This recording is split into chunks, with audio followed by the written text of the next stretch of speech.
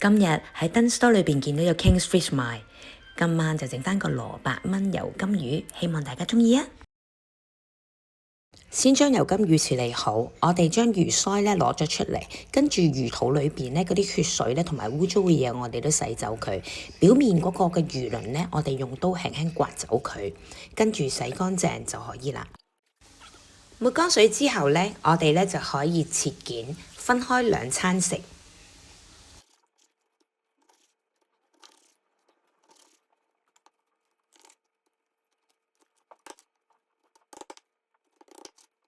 我哋喺魚嘅兩邊呢，就撒上鹽，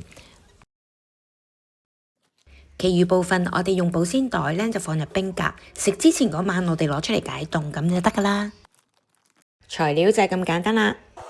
先將冬菜爆香佢，唔需要加任何油，跟住攞起備用。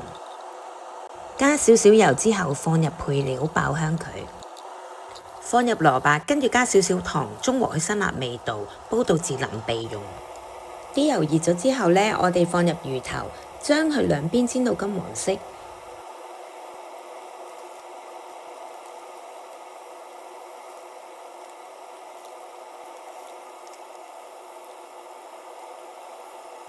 跟住放入蘿蔔，我哋呢就燜佢大概5分鐘。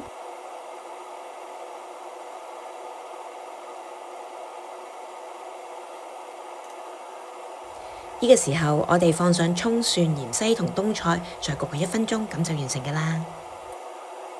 最後加鹽調味，咁就完成㗎啦。熱辣辣嘅蘿蔔炆油甘魚已經完成啦，魚味十足，魚湯滲入蘿蔔度，非常好味。大家係咪都想試下呢？多謝收睇，歡迎訂閱、Like and Share。